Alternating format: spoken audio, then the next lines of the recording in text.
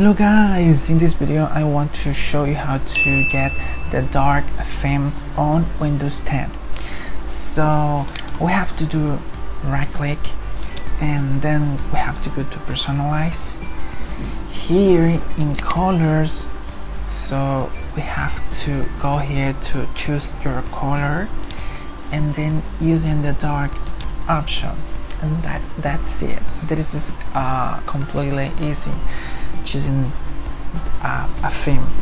So that's it. And here we can keep on changing color, changing the Windows colors, the transparency, and a little bit more.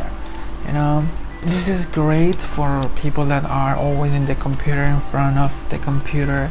That is not healthy, but well, this is a good way to reduce the brightness. It is a completely good option for our eyes, so that's definitely great. And please let me know in the comments what you think and if this option is on your computer, because I don't know if this is for all computers, but I think yes, because Microsoft is improving everything in the Windows 10 operating system. So please let me know in the comments what you think, and see you in the next one.